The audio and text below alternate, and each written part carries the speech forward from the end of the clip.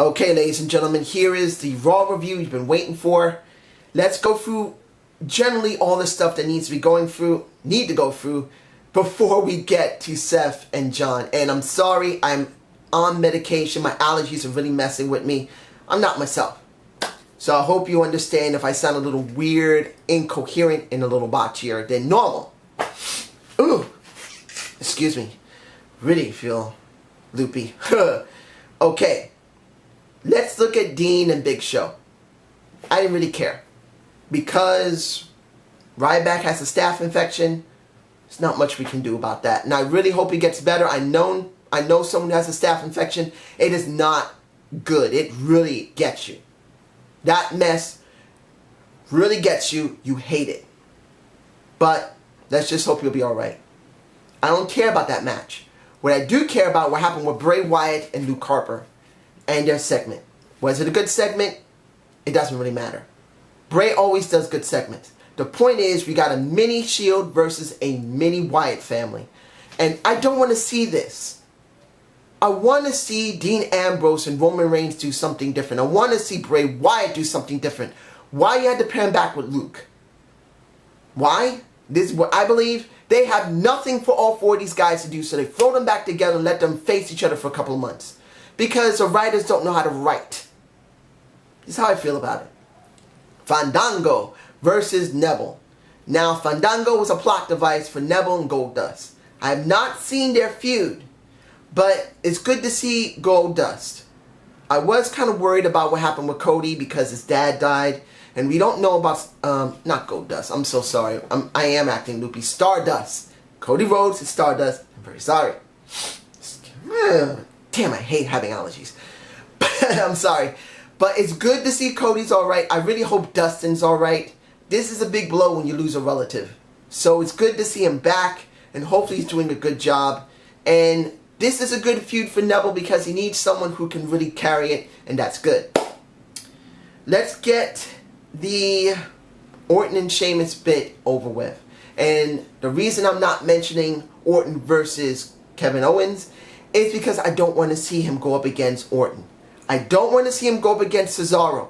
I want to see Kevin Owens go up against Sheamus. This is just me. This is the way I'm seeing it. Kevin Owens wants championship going. He doesn't care who he goes through to get it.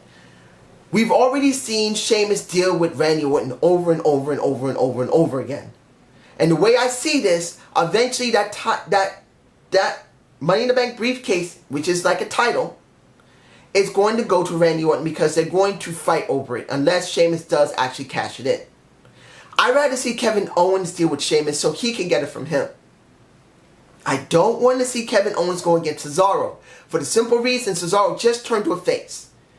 And now Kevin Owens is on the main roster and he's a brand new minted heel. You got two guys who can't afford to lose. This is like what happened when Undertaker faced Bray Wyatt. Neither one of them can afford to lose. You can't let Cesaro job, but you can't let Kevin Owens job. They both will be suffering because of it. So when you look at this, Kevin Owens should not be jobbing here. Cesaro shouldn't be jobbing, but they're going to make them job to each other in some form or matter by either their in-ring segments, the outer ring segments, and their actual wrestling match. And that's going to piss me off because neither one of them can afford this right now. And that makes me move on to the Lucha Dragons versus Los Matadores. Los Matadores doesn't really matter. Primo and Epico have always done good work, but it doesn't really matter about them. The Lucha Dragons really, to a certain extent, don't matter, but they got a lot of following. That's the reason why they won the match. The ones who do matter are the primetime players. And I gotta say this ahead of time. I gotta say this.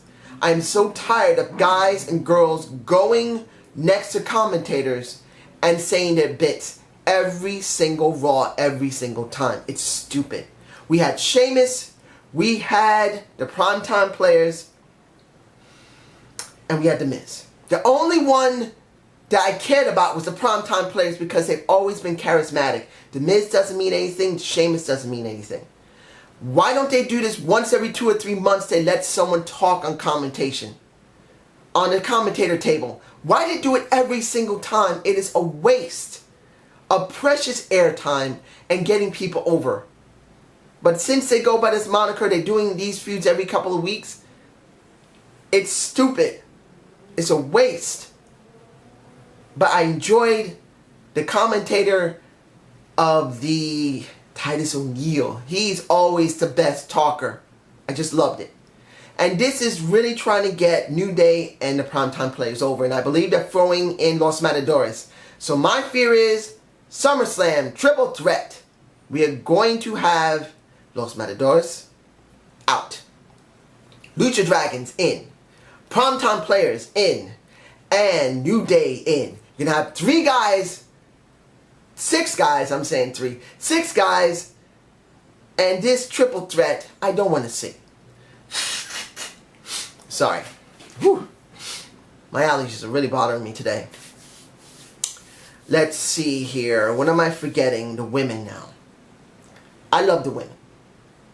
Paige and Sasha Banks' match was the best match of the night. Seeing Becky Lynch finally get her match on the Raw roster and a win over Alicia Fox was not surprising. Here's the problem. For both matches, the tag match and the singles. The singles match was way better than the tag match. But here's the problem. This is not NXT. We got an NXT singles match and a Raw hybrid, like a Raw NXT tag match. And both of them have the same problem. No storylines. No feuds. Means nothing. And I know people are going to love seeing the great matches that these women can produce that come from NXT. They know Paige can do good matches. They know Sasha, they know Charlotte, and they know Becky can do it. But here's the problem. You have no stories to go with it. And no matter how much you can throw so many matches out there, it can't compensate for that. And as much as I love seeing the Sasha Banks and the Paige match, it was the best match of the night. If anybody had their own favorites, that one was the best. When you really see it, it means nothing. And then the second thing that really upsets me more than they having no storylines and no feuds to make storylines. Nikki Bella is going to keep that belt until 300 or so more days. So they're going to sacrifice Sasha Banks, I believe. They're going to sacrifice Becky Lynch. And if I'm right, what will happen is that Sasha Banks will job second. Becky Lynch will job first. And then when it comes to Charlotte, she may not job until after the 300 days is done. She'll probably lose some reason like a real controversial win. Like they came in and fucked her over. And it'll be obvious you couldn't win clean because the Bellas fucked her over. But a real match between... Oh man, when you look at Charlotte versus a Nikki Bella, I know they're Nikki Bella fans, and I've always said Nikki should go away to improve her craft. But Charlotte is a way better wrestler than Nikki. I'm really sorry. There's no way you can justify Nikki out wrestling a Charlotte. There's no way it's going to happen. Nikki's improved, but she has not improved to extent to be near a Charlotte. She just isn't. And no matter how much you guys want to see it that way, that's the truth. Nikki was brought in as a twin. And as much as her and her sister have improved to a certain extent, they'll never be treated any other way than twins. And it's sad, but it's true. Now, final thing I'm going to talk about. And that is the Cena and Seth Rollins. I know you've been waiting for it, and I'm sorry it takes so long. But let's be honest here. This had to have some level of build-up. Oh, Seth. Oh, you hurt the golden boy, baby. You know you're not supposed to do that. Here's the reasons why you don't hurt John Cena for real. 1, when you draw blood on Raw, USA, by the FCC, must pay a fine. So WWE must pay that fine, which can be between $10,000 to maybe $30,000, counting on the severity of it. So I think it'll be $10,000 to $15,000 they gotta pay. 2, they don't want John hurt too badly in any way because when he goes, they can't write storylines for anyone else. Because Vince doesn't want anyone to have any really compelling storylines. Stephanie doesn't really go against her dad. And Paul, he can't do neither one. He can't go against his dad, and he can't stop his own wife. So this is what you're dealing with. So when he gets legitimately hurt, it fucks up the business. Am I a Cena fan? No. I was at one point years ago. I'm not one now. For the simple fact that they decided to overbook him so badly, whenever he gets hurt, the show suffers 10 times worse than when he's there. Because they don't know what to do. They schedule him only for storylines, but when they give storylines to everybody else, they just look really bad. Pale, because they don't have anything else they can work with. So it makes it worse. But am I happy to see that John actually got hurt? No one wants to see someone hurt.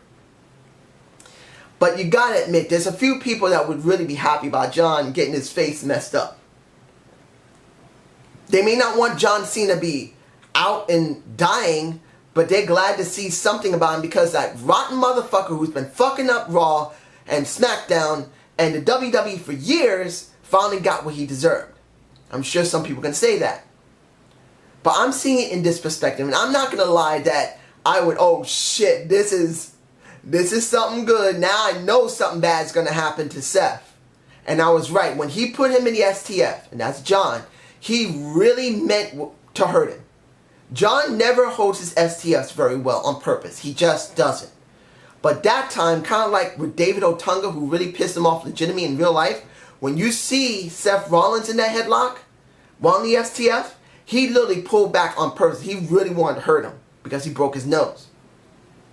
So when it comes down to it, Seth got himself in trouble. I know when John went to the back and they fixed him up, I'm sure Vince, Steph, Triple H, Dunn, and everybody else went to Seth and said, why the fuck did you do that, you stupid motherfucker?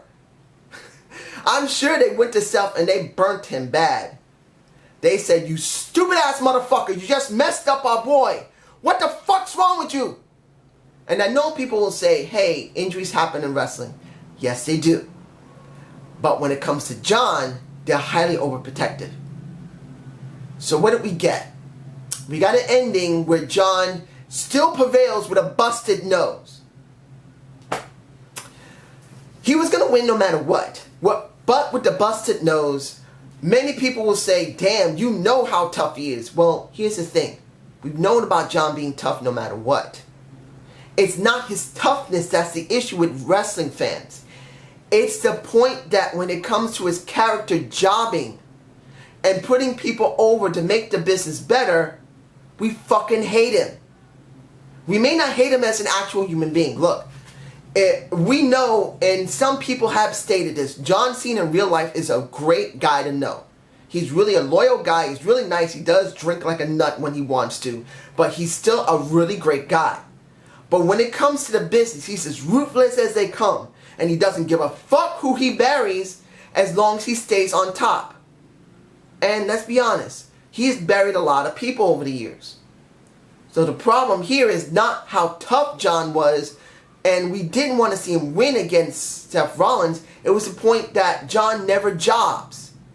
Jobbing to a Kevin Owens surprised us, but we figured that there was no way he was going to job 2 more times, and he didn't. So John fucks everyone over with his character, not his toughness. So how did I feel about this Raw? It was mostly about NXT. Let's be honest.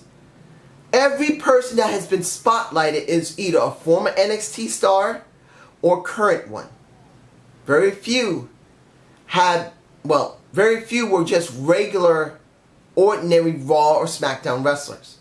Everybody there were all from NXT, probably formerly. So, is it good? Yeah, it's good to see NXT people there. But the problem is, they're not going to get the storylines they would in NXT. They won't. They'll never get the same storylines, and that's why we get angry about it. So I hope you enjoyed the Zane view. Please give me a comment below. I will be doing a Stampede Wrestling Debate of the Week. I've seen a few clips of Stampede Wrestling, so I have my thoughts about it.